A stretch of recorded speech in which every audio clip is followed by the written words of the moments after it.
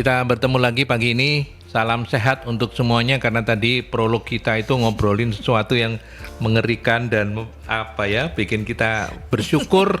Pagi ini sehat-sehat semua. Bu Novi sehat? Alhamdulillah sehat Mas Aldi. Sehat ya. Dan Bu narasumber Ibu Heli sehat ya Bu ya? Alhamdulillah sehat pagi Pak Aldi. Oke, selamat pagi Bu, selamat datang. Matur nuwun sudah memenuhi undangan MSC dan Mercury. Kita akan berdiskusi 1 kali 60 menit. Tamu kita ini siapa Bu Novi? Ya, tamu kita ini teman lama saya. Oke. Tapi yang jelas Bu Heli Ardianti, ADP. TV. Oh, ADP gitu ya? Iya. Ibu Heli Ardiani ADP, Esos, beliau adalah direktur dari PT Cahaya Mega Solusi. Jadi nanti kita kulik ya Mas. Ya. Seperti itu. Dan kita pagi ini akan membahas tentang kerja nggak cuma cari gaji. Di sini adalah bagaimana rahasia HR bisa bikin tim loyal dan happy. Nah ini menarik ini ya, di tengah ekonomi yang lesu kayak begini, berharap tim kita tetap semangat, tetap bisa engage, loyal, happiness-nya ada. Nah itu tugasnya Bu Heli. Iya, tugas Kalau enggak gagal beliau. Oke, selamat datang di perbincangan ini Bu Heli. Panggilannya Bu Heli, betul? Iya, Heli Pak. Bu Heli, kenalan dulu dengan PT Cahaya Mega Solusi. Ya, Kenapa nih Bu? Terima kasih, selamat pagi guys, para pendengar. Ya, sahabat Mercury. Sahabat Mercury, selamat pagi Bu Novi. Ya, jadi sebenarnya kita ini kan cuman mau sharing-sharing aja Pak, nggak ada yang lebih gitu kan, cuman kebetulan. Loh nggak apa-apa Ibu, nggak usah takut. Artinya kebetulan saya dikasih kesempatan untuk bisa dapat kesempatan itu, bisa ada pengalaman. Jadi kami ini di Cahaya Mega Solution itu sebenarnya kami itu adalah suatu bisnis yang bergerak di bidang consulting Pak. Consulting juga pendampingan di beberapa perusahaan. Juga kadang-kadang kami ini banyak berpartner juga dengan para profesional. Oke. Gitu. Jadi kebetulan setelah kami tidak kerja nih ceritanya mempensiunkan diri karena sadar diri nih kesempatan udah buat yang lebih muda. Nah kami coba bangun itu. Jadi tujuan kami itu sebenarnya kami kepengen ilmu yang udah kami dapat itu bisa dibagiin.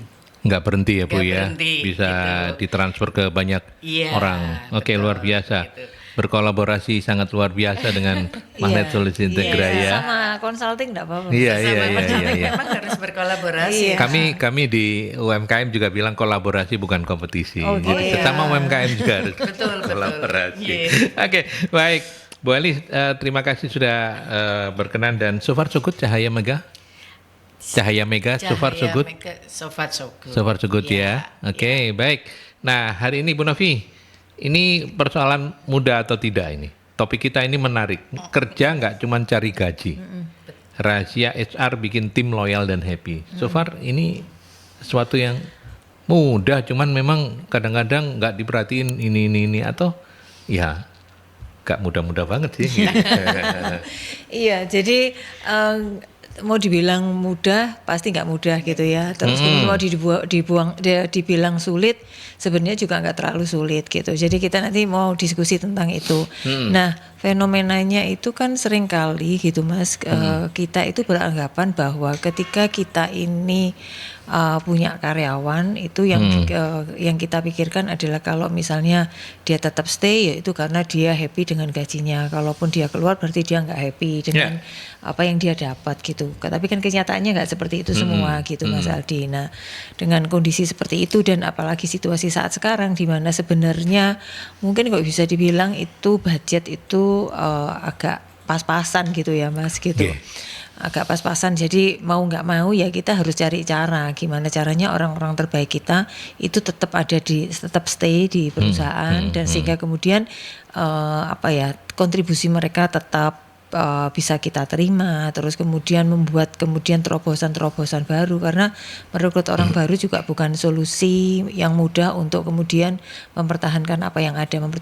Apa yang ada itu kan karena orang yang sudah cukup lama itu adalah orang yang tahu bagaimana bisnis prosesnya, tahu culture-nya, tahu nilai-nilai yang ada seperti itu. Jadi kerjasama juga lebih enak. Nah, seperti itu. Jadi mungkin ini satu bahasan yang sebagai alternatif bahwa oh ya kalau bikin karyawan loyal dan happy itu nggak melulu masalah duit lah kayak gitu. Ya, dari pengalaman panjang nanti juga saya tanyakan ke Bu Heli, seberapa atau berapa persen sih karyawan itu kemudian melihat bahwa gaji Kak penting kok, yang penting tempatnya nyaman, enak, kerja apa-apa. Itu pengalamannya Bu Novi, berapa persen orang yang meyakini itu cukup besar? Mungkin kalau mau dibilang besar nggak terlalu besar ya Mas gitu ya. Kalau menurut saya feeling saya cuma sekitar 30%. Perkiraan saya. Perkiraan saya. Yang lainnya ya pasti orientasinya terhadap gaji, apalagi kalau sudah berkeluarga ada kebutuhan-kebutuhan seperti itu. Terus kadang kan gaji itu juga merepresentasikan strata gitu kan, strata kehidupan. Terus juga dengan gaji yang cukup besar itu kita bisa menaikkan level kita. Menaikkan level itu artinya atribut-atribut yang melekat ke kita itu kan jadi beda kayak pasti gitu. Mengikuti, betul. Terus teman-temannya jadi beda seperti itu. Nah, tapi bukan berarti bahwa yang tadi menikmati pekerjaannya yang tadi sekitar 30% tadi itu bukan berarti dia nggak bisa juga seperti yang lainnya seperti itu. Ya. Gitu. Kenapa ini saya tanyakan di awal, ini menjadi sebuah disclaimer juga, jangan sampai nanti diskusi kita ini dimentahkan oleh pendengar sahabat-sahabat Merkuri dengan percuma, yang penting gajinya ya apa nah itu. Ternyata masih ada cara lain ya. Betul. Untuk dalam tanda petik mengimbangi gaji yang sekarang ini memang tidak bisa sebaik mungkin ya, bagi sebagian besar perusahaan tidak bisa sebaik kalau kondisi ekonominya normal. Betul. Sekarang seperti kan kondisinya seperti itu. Betul. Ya. Nah, ini ada istilah saya ke Bu Heli sekarang. Bu Heli, ini ada istilah employee retention dan employee loyalty. Apa bedanya, Bu? Jadi gini, Pak. Memang mungkin ke mikrofon lebih dekat, ditarik saja bisa. Nah, jadi gini, pada dasarnya kita tidak bisa memungkirin bahwa setiap orang yang bekerja cari duit. Cari duit itu manusiawi banget. Karena kalau dia bekerja goalnya nggak dapat duit, ngapain? Gitu kan ya. Satu seperti tadi yang disampaikan sama Bu Novi bahwa ada sebagian dari human yang bekerja itu loyaltinya terhadap perusahaan kecil, ya. Tapi bukan itu semata-mata. Kalau saya melihat bahwa sebenarnya bukan jasmani yang kita kejar, gitu. Tapi logikanya begini, mau nggak sih kita kerja dapat duit segunung, tapi hati kita nggak nyaman? Nah, kan begitu nih. Nah, ini yang membedakan. Jadi yang tadi adalah employee retensi itu memang adalah suatu yang harus dipenuhin sebagai karyawan. Dia mempunyai hak untuk mendapatkan gaji, mendapatkan istilahnya hak dia sebagai pekerja gitu. Tapi selain itu, secara dia harus mendapatkan suatu jaminan kepuasan, ketenangan, dia bisa emosionalnya itu bisa nyaman, itu juga jauh lebih penting. Jadi menurut saya ini dua hal yang memang tipis banget ya, tipis banget gitu kan. Gak bisa kita bilang cuman lu kerja asal adem ayem tapi duitnya sedikit, siapa mau, gitu kan ya. Lu kerja dapat duit gede segunung tapi tiap hari diomelin, tiap hari perut mules, kepala pusing, siapa mau juga, kan gitu. Nah, mungkin itu bedanya sih. Iya. Oke. Bu Novi mau menambahkan soal employee retention dan loyalty. Kalau employee retention itu, kalau saya melihatnya ini kan retensi karyawan. Jadi retensi karyawan ini adalah cara bagaimana perusahaan itu membuat karyawan tetap ada di perusahaan. Jadi lebih ke upaya-upaya eksternal yang membuat seseorang itu mau bertahan kayak gitu. Jadi kayak gaji, tunjangan, bonus lah yang seperti itu. Lingkungan kerja seperti itu, terus rekan kerja, atasan yang seperti itu. Lalu kalau yang employee loyalty itu lebih ke orangnya. Jadi kondisi psikologis di mana seseorang itu merasa bahwa ketika bekerja dia itu merasakan kepuasan, ketenangan yang membuat dia akhirnya mau stay gitu. Jadi ini kombinasinya adalah kalau yang ini dari internal, kalau tadi adalah upaya perusahaan yang eksternal seperti itu. Mana yang perlu ya dua-duanya menurut saya perlu gitu Mas. Dalam porsinya gitu ya. Betul. Ya. Tapi kalau misalnya pertanyaannya kita dalemin mana yang lebih penting dan kenapa itu penting? Jawabannya apa Bu Eli? Kalau saya prinsipnya adalah begini. Memang apa yang udah dibangun oleh perusahaan sebagai retensi employee itu tadi itu penting karena itu membuat seseorang harus mempunyai jaminan bahwa gue kerja di suatu perusahaan ini nyaman dah, gitu kan. Tapi karyawan yang loyal itu jauh lebih penting. Ya. Gitu. Karyawan yang loyal jauh lebih penting karena karyawan loyal itu udah nggak mikirin lagi tuh. Gua overtime-nya dibayar apa enggak?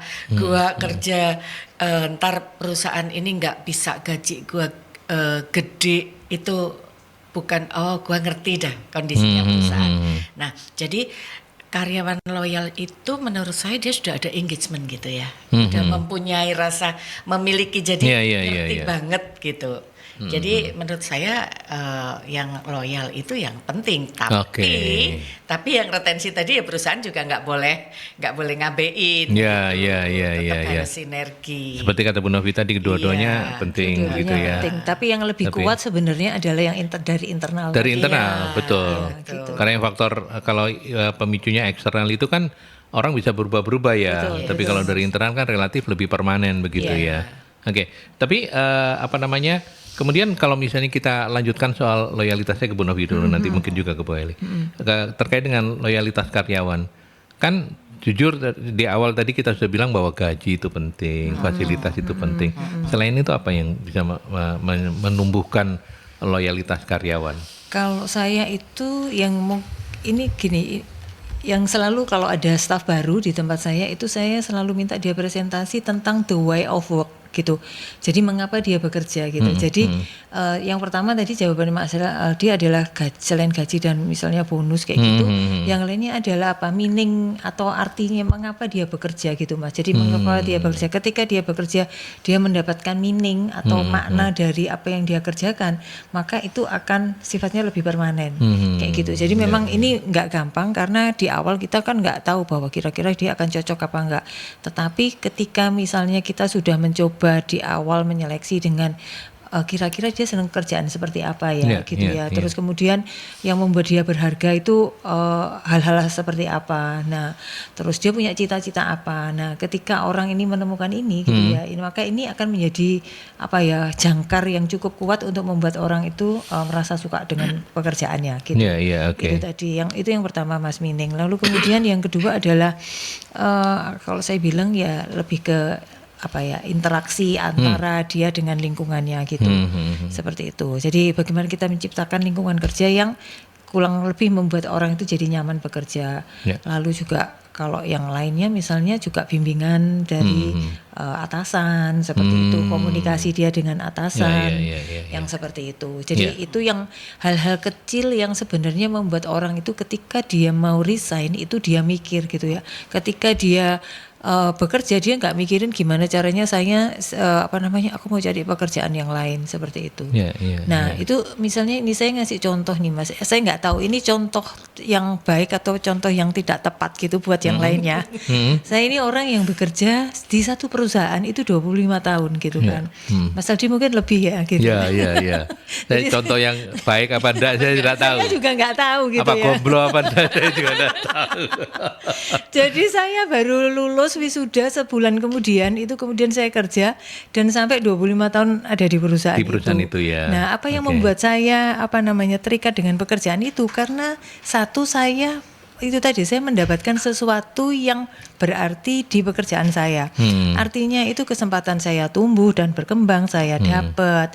Interaksi dengan klien dengan atasan atasan itu bisa atasan langsung atau pada akhirnya di akhir-akhir kan saya banyak berurusan dengan di owner gitu kan. Nah, itu pun sebenarnya saya merasakan ya itu tadi interaksinya Lalu kemudian saya diberikan authority atau wewenang yang besar terhadap pekerjaan saya. Artinya kerjaan saya itu enggak di-OT. Selama kliennya enggak komplain, selama omsetnya tumbuh gitu ya. Berarti so far so good begitu ya. So good gitu Mas. Terus saya dapat kesempatan berkembang, saya senang pekerjaan saya. Dan mungkin mungkin juga kalau ini saya nggak tahu kalau case-nya mungkin cowok ya, ini saya sedikit masuk bahwa karena saya perempuan, jadi saya bukan pencari nafkah utama di keluarga gitu. Jadi saya bekerja ya karena saya sesuatu gitu, yang sesuai dengan apa yang saya sukai gitu. Jadi nggak ada tuntutan yang terlalu besar. Meskipun di pekerjaan tuntutannya besar, tapi secara pribadi di keluarga saya nggak ada tuntutan yang besar harus seperti apa kayak gitu. Nah ini nggak tahu. Ini adalah contoh tadi itu apa selain gaji dan apa bonus mas. Dan fasilitas ya. Artinya kan pesan penting dari diskusi atau jawaban Bu Novi untuk teman-teman HR itu adalah bagaimana menemukan employee yang bekerja sesuai dengan passionnya ya, karena itu membuat mereka lebih mudah menjadi loyal karena mereka merasa meaningnya dapat, terus kemudian kayak Bu Novi deh, bikin bukunya bisa, nulis-nulis juga ketemu teman banyak, bukan hanya ketemu sih, punya teman banyak yang sampai sekarang. Nah itu dia, menemukan yang kayak gitu-gitu itu ya. Bu Eli mau menambahkan? Jadi gini. Nggak tahu ya, apa kita ini satu frekuensi atau satu angkatan ya kan teman lama dulu kan teman nekeran gitu kali ya. Jadi gini Pak, sama nih sebenarnya. Saya juga merasa begitu sih Bu. Apakah saya yang salah ya? Karena saya mulai saya selesai kuliah, saya kerja itu cuma saya 2 perusahaan yang cukup besar. Saya cuma 2 itu aja. Jadi yang pertama itu sekitar 25 tahun something gitu, karena Tuhan kasih saya rezeki, saya sakit, saya sudah suruh istirahat begitu ya. Jadi setelah itu saya bekerja lagi ya cukup lama juga. Dan prinsipnya begini, yang saya jalani itu bahwa kita ini nggak bisa minta orang lain untuk ngerti kita, nggak bisa. Kita yang harus mengerti nih. Kita yang harus bisa adaptasi, nyesuaiin. Kalau kita menuntut misalnya nih kita punya pimpinan ya, waktu itu karena kami nggak langsung pada top manajemen, jadi pada pegawai yang administratif begitu. Tidak memungkiri bahwa ada juga yang namanya leader itu yang suka marah, yang suka pokok, yang pokoknya tiada hari tanpa macam-macam orang lah ya. Nah, kalau kita minta beliau untuk mengerti kita itu sulit, sulit sekali. Jadi kita harus ngerti nih, kenapa dia marah ya. Harusnya kita ngerti, jangan sampai dia marah. Mungkin dia marah karena ada something yang kita ini nggak beres. Nah begitu, itu satu. Kedua, di mana kita sudah bisa mencoba untuk mengerti situasi itu, ada hal yang saya pernah dapat nih dari salah satu direktur kami dulu Pak. Jujur saya ini bukan orang yang yang bekerja sesuai dengan saya sekolah di sosial, saya enggak. Waktu itu saya dikasih kesempatan banyak bidang pekerjaan yang di luar ekspektasi saya. Nah, saya cuma dikasih hanya 3. Dia bilang, Heli ini ada bagian produksi nih, nggak ada orang nih, gitu. Lu mau pegang nggak? Nah, saya kan bingung nih, saya orang sosial, gimana saya pegang produksi begitu kan? Terus saya bilang gini, emang saya bisa, saya begitu. Orang sukses itu ada 3. 1 ada kesempatan. Nih ada kesempatan nih. Ya. Kedua, ada kemauan. Lu mau nggak nih? Ya. Yang ketiga, ada kemampuan. Kemampuan tuh lu bisa belajar. Nah, itulah saya tangkap. Jadi saya mempunyai waktu saya masih imut-imut gitulah ya, masih belum sweet begini. Saya cukup lama pegang di PPIC, saya pernah pegang. Dan itu sama sekali saya tidak punya basic. Jadi saya punya ilmu bagaimana sih ngurus PPIC, ngurus produksi saya pernah pegang, marketing saya pernah pegang, purchasing saya pernah pegang, hampir semua unit bisnis di perusahaan saya pernah pegang. Itu satu. Bahkan di HR, saya sendiri nggak ngerti itu HR itu apa gitu kan. Saya cuman dikasih suatu case bahwa ada satu perusahaan ini lagi ada demo gitu. Saya disuruh ngatasin gimana cara ngatasin. Saya cuman berprinsip bahwa yang saya ajak komunikasi adalah manusia. Manusia itu pada prinsipnya bisa diajak ngomong, gitu ya. Jadi itu tadi bahwa ada kesempatan, ada kemauan dan ada kemampuan. Jadi nggak ada barang yang sulit, pasti bisa. Itu prinsip yang kami pegang. Makanya saya jadi mungkin saya salah ya bertahan di satu perusahaan. Jadi memang anak-anak ESOS tuh memang lebih jago dari psikologi. Oh gitu ya? Enggak. Ilmunya lebih tua, Pak. Iya, ilmunya lebih tua. Dokter Andis apa ESOS? Kan lebih tua. Dulu gak ada ESOS. Kita ke iklan. Kita mau gegeran, kita ke iklan dulu ya. Topik kita hari ini memang ngeri-ngeri sedap. Kenapa saya bilang kayak begitu? Yang sepertinya gampang untuk diucapkan, tapi tidak mudah banget untuk bisa diimplementasikan ya. Betul. Karena lagi-lagi ilmu HR itu kan ilmu tentang manusia yang maunya banyak, gak pernah selalu berubah-ubah gitu kan. Sehingga membuat apapun pendekatan kita itu ya memang harus disesuaikan dengan kondisi masing-masing ya. Betul. Setiap perusahaan bisa beda. Nah, sekarang kita bicara soal apa sih kesalahan-kesalahan umum yang sering dilakukan perusahaan untuk mereka berupaya mempertahankan. Bu Novi dulu, nanti baru saya ke. Oke, yang pertama itu yang sesuai judulnya itu tadi, beranggapan bahwa gaji itu adalah sesuatu yang bisa satu-satunya yang bisa bikin orang bisa membuat orang kerasan dan senang kerja. Bayar cukup, lebih-lebih pasti gak akan kemana-mana. Belum tentu gitu, ya. Belum tentu. Itu. Terus yang kedua adalah gini, kalau dulu mungkin ini masih umum ya, jadi satu peraturan atau satu ketentuan itu bisa dipakai semua. Kalau sekarang kan karena generasinya berbeda, itu bisa macam-macam. Jadi kayak misalnya pemberian sistem benefit itu yang selain gaji, Mas. Itu misalnya dulu sama semua.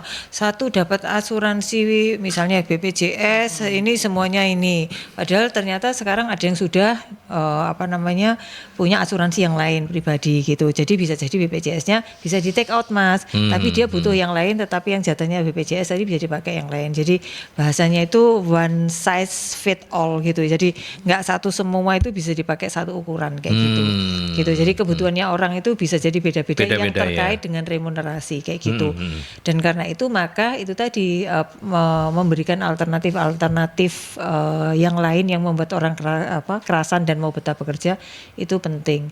Lalu yang lainnya lagi adalah apa lagi ya? Oh ini peran tadi tuh, karena lingkungan kerja itu sangat membantu orang untuk membuat kerasan. Kalau dia ada masalah dia bisa dapat solusi. Ya itu tadi, seringkali masalah-masalah seperti ini itu dianggap urusannya HR, Mas.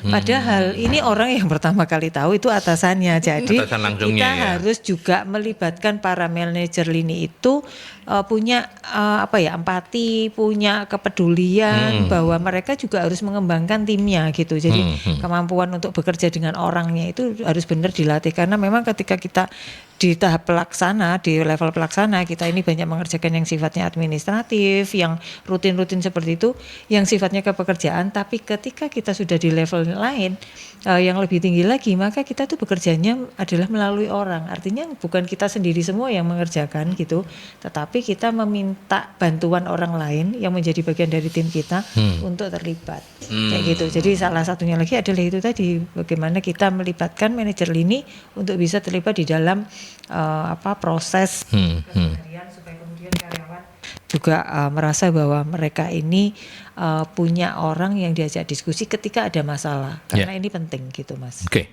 Bu Ani? Ya. Sebenarnya sih tidak jauh-jauh beda ya. Jadi intinya begini, memang ada beberapa benefit itu yang harus diatur. Karena pada dasarnya kan setiap orang kerja itu pasti pengen punya sesuatu penghargaan lah terhadap pekerjaannya dia. Tapi saya dari awal saya bekerja itu saya merasa begini. Kenapa ya kalau kita ada masalah nih, terutama setelah saya pegang di HR ya, saya pernah pegang di HR juga. Kenapa ya kalau ada masalah itu semua manusia yang ada di dunia persilatan perusahaan itu selalu dilemparin tuh ke HR. Jadi apa kita ini tuh tempat sampah atau gimana gitu ya. Nah, tapi bukan itu tidak bisa dirubah. Bukan tidak bisa dirubah. Satu prinsipnya adalah kita mencoba sebagai HR itu harus, atau sekarang human capital ya bahasa yang lebih semakin kesininya. Jadi kadang-kadang mereka ini tidak mempunyai keberanian untuk mengkomunikasikan dengan top management. Artinya begini, kadang top manajemen kita tidak bisa bilang bahwa semua top manajemen profesional. Tidak bisa bilang begitu, gitu kan. Yang katanya anak-anak sekarang, mereka tetap pasal 1 gitu kan. Salah pasal 2 balik lagi ke pasal 1 kan gitu ya. Itu. Kami mencoba untuk berkomunikasi dalam artian, Bapak, Ibu, nggak boleh nih kayak begini. Bukan nggak boleh dari beliau-beliau salah, enggak. Mungkin sistem kita yang salah.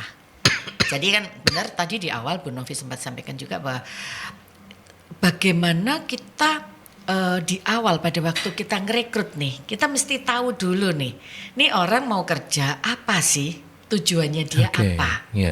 Nah dari situ kan bisa digali nih, kalau secara psikologisnya begitu ya Bu, bisa dilihat dia mengartikan kerja ini untuk apa. Tapi kalau dia sudah kerja duit, ya sorry to say, mungkin nggak usah lama-lama deh, karena ini menimbulkan loyalitasnya yang bersangkutan ini agak sulit, apalagi dengan budaya kerja yang masih acak-adul gitu ya, salah personalia, salah HR, salah hasil, ya jadinya pusing. Itu satu. Kedua, bagaimana supaya itu tidak terjadi? Kita harus berani komunikasi dengan lini manajemennya. Itu yang paling penting. Kalau bahasa saya mah begini, gua di HR rekrut orang baik-baik, user juga ikut, ya. Tapi begitu udah jadi anak lu, ada masalah lu lempar ke gua gitu kan. Ini kan nggak yes banget gitu kan. Jadi kalau lu punya anak lu tuh misalnya nggak suka ini, nggak suka itu, ya lu apa ini dulu. Kadang-kadang kan begini, datang tuh prek manajernya. Kasih SP anak itu, HR panggil itu kasih SP. Loh ini salahnya gimana? Kan nggak boleh. Betul. Nah ini yang harus kita coba yakinin dulu mereka, edukasi dulu mereka. Kalau mereka level-level ini itu minimal level ini dulu, dia udah paham, pasti ini anak buahnya kalau ada masalah pasti akan lari ke sana. Pasti akan lari ke sana. Itu sih. Okay. Jadi Bu Heli dan Bu Novi sepakat bahwa melibatkan manajer lini istilahnya betul, itu memang tidak bisa tidak begitu ya. Jangan supaya kita ke penelpon, tapi sebelum itu supaya jangan HR itu kata Bu Heli dijadikan tempat sampah. Kalau bagus-bagus karyawannya diaku, ini anak buahku ini, anaknya. Begitu ada masalah lempar ke HR gitu. Bu Novi HR dulu ya. Saya enggak ya, konsultan ya. Iya, aman. Sebenarnya mau tak olo-olo enggak bisa ya. Saya kalau dulu ada HR yang ngurusi sendiri. Iya. Oke, kita ke telepon. Mercury, selamat pagi. Halo, pagi. Ya, silakan Mas. HR itu HRD tuh. Betul, human resource. Ya. Oh, alah. Singkatannya saya hidup di Indonesia, jadi bahasa bule itu saya kurang memaham. Oh, emang ya Mas ya. Ini radio Indonesia kan ya. Kita warga Surabaya juga nggak semua pintar bahasa Inggris sih. Iya. Tapi ini istilah yang umum loh Mas. Umum ya. Mungkin hanya Mas Dewa dan tetangganya yang nggak tahu. Ya nggak apa-apa. Iya, monggo. Karena orang bule aja Eropa sekarang udah belajar bahasa Indonesia, termasuk Vietnam dan Jepang juga bahasa Indonesia. Kalau kita nggak pakai bahasa Indonesia juga susah ini. Saya nggak ngurusin soal bahasa. Saya mau nanya ini, bagaimana tadi itu HRD itu bisa ngomong employee-nya ya, staff-nya ya. Jadi gini ya, kalau employee itu bahasa asing loh Mas. Nggak boleh pakai employee Mas. Saya itu dengar dari radio sebelah. Oke. Monggo lanjut bercanda silakan. Bagaimana staff bahasa Inggris atau bahasa Indonesia ya? Makanya nggak usah bingung. Makanya wis nggak usah direken, pokoknya ngobrol aja, tanya apa. Iya benar. Jadi karyawan yang di hire, bahasa Inggris mana? Itu makanya. Enggak. Dan intinya gini. Jadi bagaimana waktu pas menarik tenaga kerja lalu dia diterima ya. Tapi kan kadang ini kan banyak sekali bagaimana menyikapi ketentuan-ketentuan yang do and don'ts itu kadang kan bahasa Inggris mana. Jika tidak boleh dan dilakukan itu kan ada beberapa kan kadang di depan itu pas interview asik-asik aja. Jadi seorang pelamar, seorang calon ini jadi kayak dikasih istilahnya ideal menurut perusahaan, lalu dia kasih, wah nanti Anda dapat ini, oke lah, seneng gitu loh. Tapi setelah diterima CC, berjalan masuk bulan kedua lah istilahnya ya, kok kayak gini, kok begini gitu ya. Jadi loh katanya job deskku ini, memang katanya satu karyawan harus bisa multitasking ya, tapi kan nggak semua karyawan juga punya kepribadian yang dia itu bisa multi, kadang dia hanya mono gitu loh. Nah, bagaimana menyikapi yang karyawan akhirnya kalau memang menurut perusahaan ideal di saat wawancara dan dia di ACC, lalu di saat sudah bekerja perusahaan semaunya sendiri, wah nanti kamu ada kerjaan ini ya, tolong ya nanti dibantu yang tim ini ya. Jadi loh, kok begini, karyawan antara menolak, antara pekewo, tapi antara menjalankan dia juga kurang paham, takutnya nanti dia cawe-cawe terus malah membuat masalah di tim yang lain gitu loh. Nah ini bagaimana ini kalau caranya bisa manusianya karyawan gitu loh. Kadang kan kayak begini kan susah. Kalau emang mau pukul rata, temenmu bisa kok. Masa kamu nggak mau belajar dong? Memang belajar, tapi belajarnya kan waktunya beda. Temen bisa belajar dalam 2 jam. Si personal ini belajar baru 1,5 bulan baru bisa paham. Nah, itu susah kan menyamakan itu kan. Padahal sebenarnya prestasinya bagus. Nggak semua orang smart itu juga bisa adaptif atau bisa mereka menyesuaikan. Tapi kalau namanya seperti ini bagaimana? Yang kedua, Mas Aldi, itu kan bagaimana dunia kerja itu bisa seperti kayak tagline-nya warung rumah makan, anggap aja rumah sendiri, ayo masuk, atau mungkin lagi tamu, anggap aja rumah sendiri. Bagaimana caranya biar perusahaan itu bisa ngomong, anggap aja ini perusahaan kamu sendiri dan kamu bisa memilikinya. Di saat dia merasa memilikinya, tetapi kamu nggak boleh ini, kamu hanya boleh ini. Nah, katanya anggap aja rumah sendiri, anggap aja saya bisa menikmati dan saya bisa memiliki perusahaan ini. Bukan memiliki, maksudnya dia jadi bos, bukan. Maksudnya kan atmosfer, suasana kerja itu kan harus dibuat sedemikian rupa dan karyawannya, orang yang bekerja di situ itu bangga gitu. Kalau tanya temennya, banyak loh, saya kadang nanya ke teman-teman, kamu kerja di bidang apa? Di bidang apa itu kan bukan nanya nama PT atau alamat. Jawabannya sudah ada deh. Aku kamu gak bangga sama perusahaan kamu? Aku itu nanya bidang apa, kan bisa nanya ekonomi, bidang teknik, bidang konstruksi.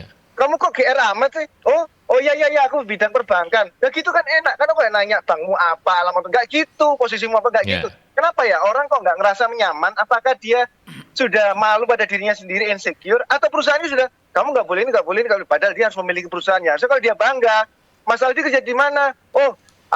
Posisi apa Mas Aldi? Saya di entertain, saya di radio. Dia langsung ngomong, nggak usah ngomong ada deh. Loh padahal kan bangga kalau njelasin. Kebetulan aku di Radio Mercury, dia langsung antusias menjelaskan perusahaannya, dia sebagai garda. Nah, tapi kalau ada karyawan mengedukasi bagaimana caranya karyawan itu bisa bercerita dan bangga. Padahal itu kan harusnya kan suatu kebanggaan. Jadi ada 2 pertanyaan.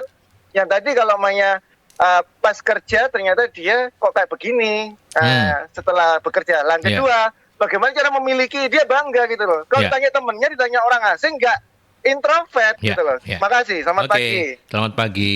Kasih kesempatan para narasumber untuk merenungkan pertanyaan panjangnya gitu ya. Kita ke iklan dulu ya. Menjawab 2 pertanyaan dari Mas Dewa, silakan Bu Heli, nanti mungkin bisa ditambah oleh Bu Novi. Jadi terima kasih Mas Dewa. Kalau lagi di jalan, hati-hati di jalan. Jadi prinsipnya begini, bagaimana di saat pertama karyawan itu kok yes gitu ya, baik, terus perusahaan juga baik, janji-janjinya banyak gitu ya. Itu bisa jadi begini, pada prinsipnya kita ini jangan deh janji partai gitu ya. Jangan janji partai, kadang-kadang kan begitu ya. Jadi itu rekrutmen maksudnya ya. Rekrutmen, kadang kan begitu nih. Nanti pada waktu 3 bulan kamu oke, kita akan naikkan sekian gitu misal nih ya. Ternyata orang itu 3 bulan bukan berarti masa evaluasi atau masa kita melihat perkembangan itu tidak cukup, bukan. Tapi kan kita nggak bisa baku bahwa dalam 3 bulan kamu harus sesuai loh dengan role-nya perusahaan, nggak bisa. Ini partai apa Bu? Partai Morat Marit Pak, gitu kan? Partai Morat Marit. Iya, PMM. Iya, PMM. Nah, saya selalu bilang sama tim HRD lah, saya nggak bilang HR nanti HRD gitu kan. Nah, saya selalu bilang jangan pernah kita memberikan hal-hal yang tidak mungkin kita berikan. Kita harus terbuka di depan. Artinya harus terbuka itu begini. Kalau kamu masuk di perusahaan ini, perusahaan kita kondisinya seperti ini nih. Mungkin memang jobmu A, tapi tidak akan menutup kemungkinan apabila A plus gitu ya. Yes, A plus ada kondisi yang di luar jobmu itu kamu harus membantu begini, tapi prioritas pekerjaan adalah tetap jobmu begitu. Kalau dia yes, ya why not? Itu satu ya. Kedua, pertanyaan yang kedua tadi ya, mungkin saya rangkep ya Bu Novi. Iya. Langsung. Nah, yang kedua, kenapa sih karyawan itu tidak bangga? Tidak bangga dengan perusahaan. Tidak bangga, ya kan? Karena itu tadi tidak memungkiri kadang-kadang perusahaan itu yang saya bilang adalah jembatannya nih, jembatannya yang tadi HRD-nya nih mungkin kurang bisa mengakomodir antara apa yang ada di bawah dengan apa yang dimau sama manajemen. Jadi seolah-olah kerja itu ya wis pokoknya aku berangkat jam 8, istirahat pulang jam ini, sehingga nggak ada problem di bawah nggak tersampaikan. Begitu. Bahkan ada juga begini. Kenapa sih kok salah satu yang kita bikin atau kita berikan ke karyawan supaya karyawan itu bangga adalah gampang kok. Sebenarnya gampang. Contoh, baju seragam yang oke, eye-catching gitu ya. Itu membuat bangga loh. Betul kan? Membuat bangga. Tapi kalau kita misalnya contoh nih, kadang-kadang kita kalau misalnya istirahatnya makan nggak difasilitasi, terus kita makan di luar, terus bajunya itu ditulis gitu ya, ada logonya gitu ya, CMS gitu ya, itu apa, terus logonya bagus, terus dia diedukasi apa sih itu perusahaan harus dipahamkan, harus dipahamkan, lu kerja di perusahaan ini apa? Perusahaan apa? Jangan kayak tadi tuh kerja di mana? Pokoknya ada deh. Itu yang membuat mereka menjadi ya udah itu perusahaan lu, gue yang penting kerja dapat gaji, gitu kan.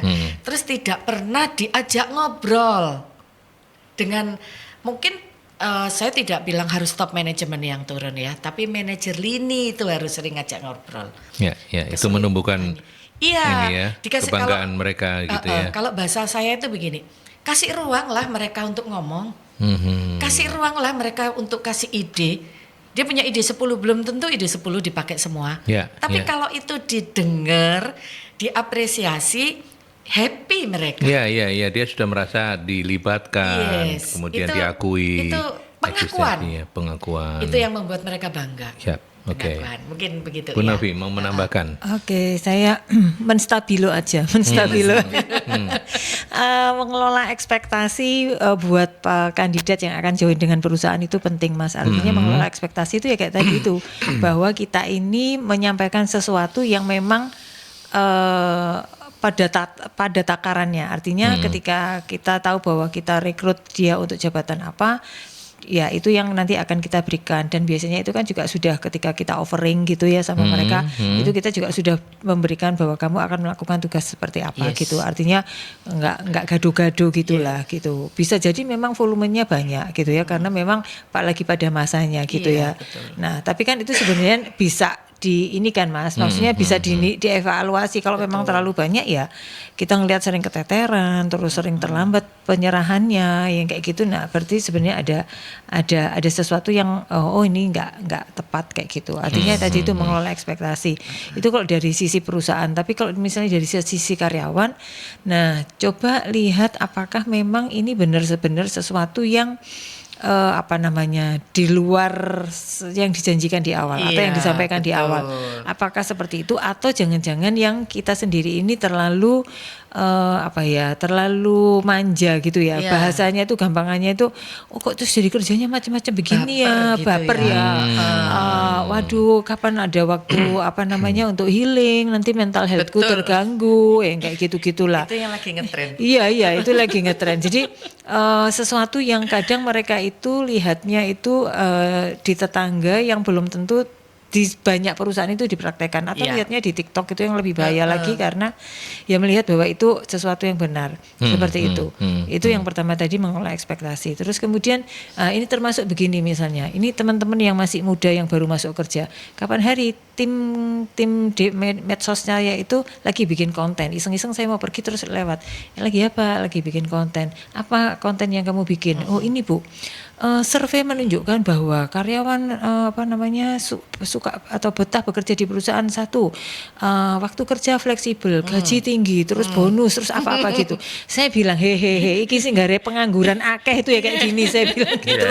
Nah saya tak ikut semua ikut ke situ. Kamu ini poin ini terus kok tambah ya apa lagi? Maksud saya mungkin ya itu tapi ada kayak ada yang sebaliknya gitu, ada lagi yang kemudian ditekankan nih kayak gitu kan. Ternyata enggak, wes saya bilang, saya telepon atasannya. Buyar. Saya telepon atasannya, coba kamu lihat dulu itu. Gitu itu. Jadi tadi mengelola ekspektasi itu baik bagi kita sendiri, mungkin kalau dari pelamar ya itu tadi jangan menganggap bahwa kalau kerjaku ini ya sudah ini, aku nggak mau ngerjain yang ini. Lah itu pekerjaan di perusahaan itu atau di kantor atau dimanapun itu nggak bisa dibikin kotak-kotak kayak gitu loh. Seperti itu. Lalu yang kedua, membuat karyawan bangga ya ketika dia tahu bahwa pekerjaannya itu berharga buat dia gitu. Artinya memberikan makna. Tadi Bu Heli mungkin juga memberikan contoh sesuatu yang mudah untuk dilihat dengan fisik gitu, misalnya seragam. Tetapi buat yang tidak berseragam, kalau ketika kita memahami bahwa pekerjaan kita ini berharga, kita tahu bahwa apa yang kita lakukan ini membantu banyak orang, membuat orang jadi tumbuh dan berkembang seperti itu. Nah, itu sebenarnya juga sesuatu yang lain yang membuat kita ini bangga dengan pekerjaan kita, di mana kita diajari nilai-nilai profesionalisme, etika berhubungan dengan orang, dengan kemudian kita punya sesuatu keahlian yang tidak semua orang punya. Nah, itu juga sesuatu yang sebenarnya bisa membuat kita ini happy dengan apa yang kita kerjakan. Artinya apa yang kita kerjakan itu bermakna loh buat saya kayak gitu. Oke. Baik, ini kita lanjut dengan menyapa Bu Dinar. Terima kasih sudah menitipkan pertanyaan melalui WhatsApp. Banyak perusahaan bicara soal kesejahteraan karyawan, tapi praktiknya masih toksik. Menurut Bu Novi dan Bu Heli, mengapa loyalitas karyawan tetap rendah meski gaji sudah cukup tinggi? Setahu saya ini terjadi pada anak-anak Gen Z. Gen Z. Balik dulu deh. Oke.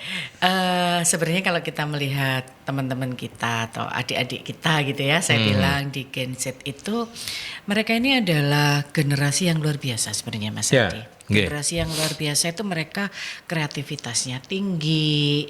Dia kalau kerja itu jelas itu mereka pasti akan goalnya itu cepat. Dan kalau saya amati bahwa Gen Z itu adalah sorry kalau mungkin saya salah ya, adalah generasi instan. Generasi instan. Jadi dia gampang meniru tanpa melihat prosesnya bagaimana. Gitu kan, gampang. Apalagi sekarang sosmed kan banyak banget gitu banyak banget. Jadi bagaimana kita harus menyikapinya itu? Ya artinya begini, satu kita harus menerapkan atau memberikan guidance atau memberikan arahan ke mereka secara jelas dulu nih. Secara jelas. Kalau jelas, mereka akan lakukan itu sesuai kok dengan yang kita harapin. Itu satu. Kedua, mereka ini nggak suka kerja yang kayak zaman saya dulu. Kerja itu tanya dulu nih, ini apa, rule-nya harus bagaimana. Mereka nggak suka seperti itu. Mereka sukanya adalah, gua maunya A, goal-nya ini. Udah. Mereka nggak suka terus di-recheck-in ya. Tanya, gimana, udah sampai mana, itu nggak suka, mereka merasa terganggu. Nah mungkin tadi di pembicaraan tengah-tengah kita kan ada yang disampaikan bahwa mereka ini sebenarnya kan butuh ruang untuk dihargai. Mereka butuh ruang untuk dihargai. Itu yang membuat mereka akan bisa nyaman. Nah kadang-kadang yang terjadi adalah kita tidak bisa nuntut bahwa dalam satu perusahaan itu banyak gen di situ. Antara gen atas, gen tengah dan gen bawah ini, yang ini tidak bisa nyambung nih.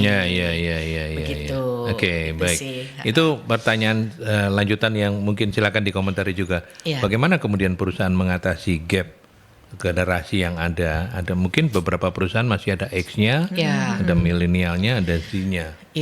Oke, jadi kalau saya dari beberapa case ini bagaimana menyatukan mereka dalam sebuah kepentingan yang sama gitu ya. Jadi kepentingan yang sama itu artinya misalnya satu project yang dimana terdiri dari berbagai macam generasi gitu kan.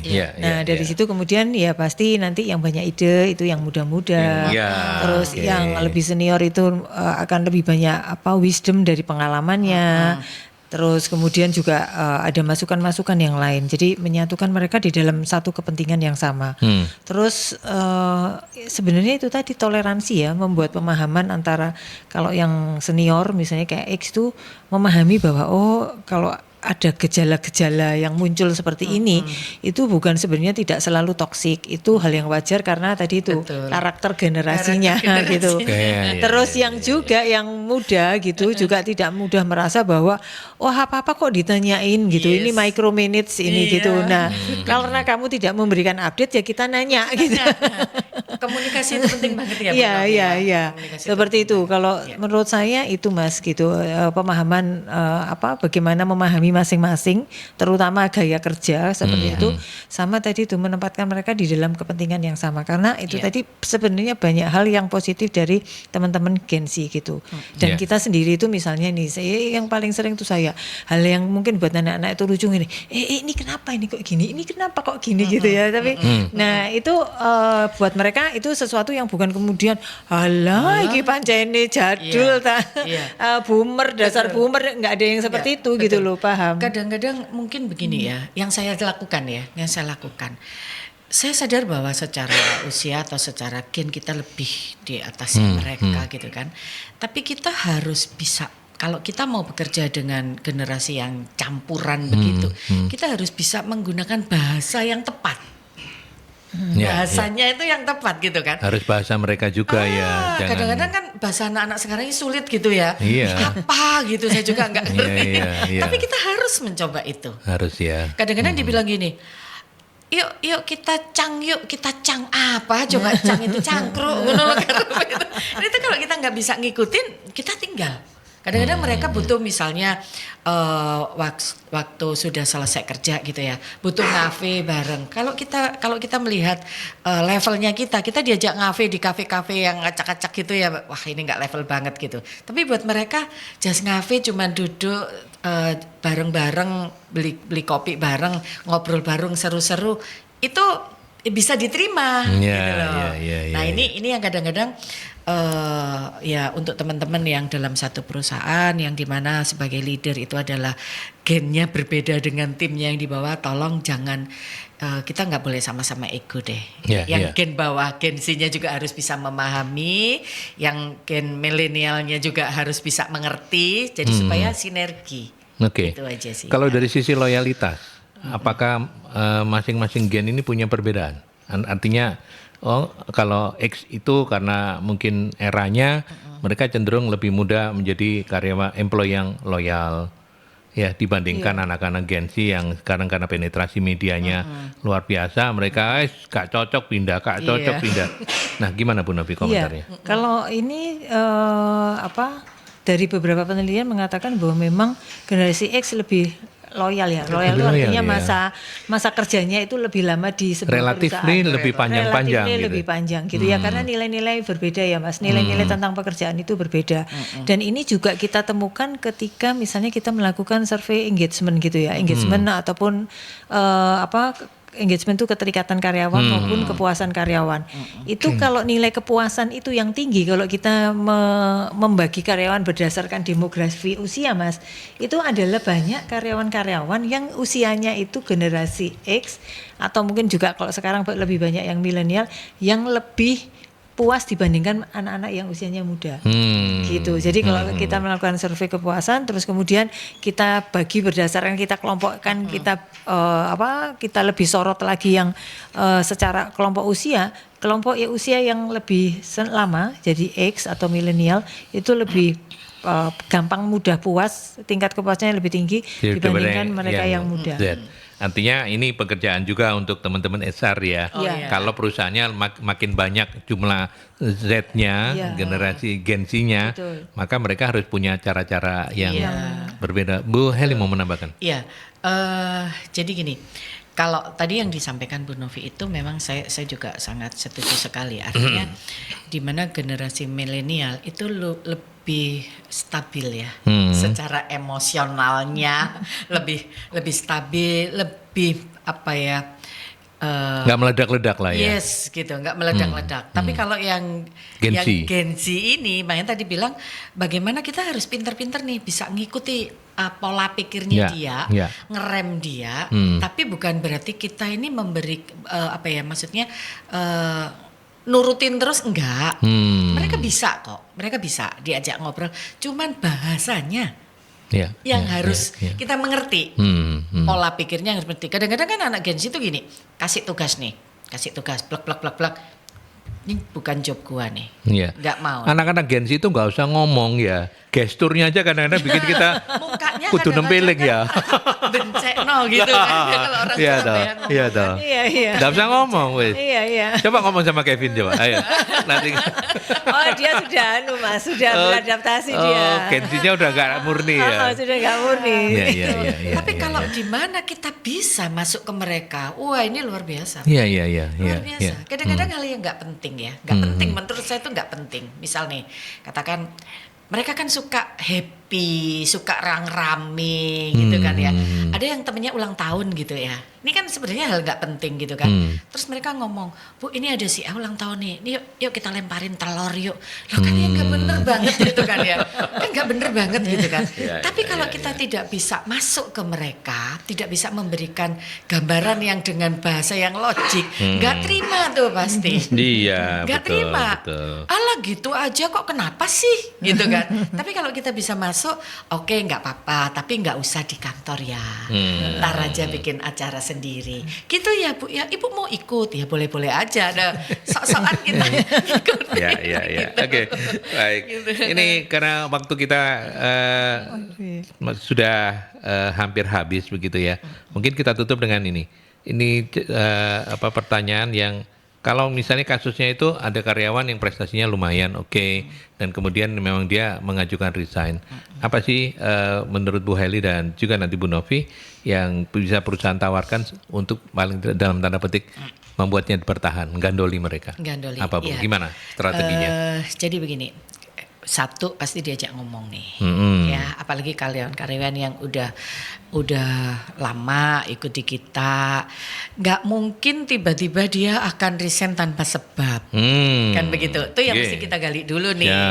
Kalau misalnya dia merasa, aduh Bu, nggak cukup nih, misal gitu kan, itu yang paling mendasar begitu. Nggak cukupnya karena apa? Saya kebelet utang Bu, anak saya sekolahnya di luar negeri dan bla bla bla.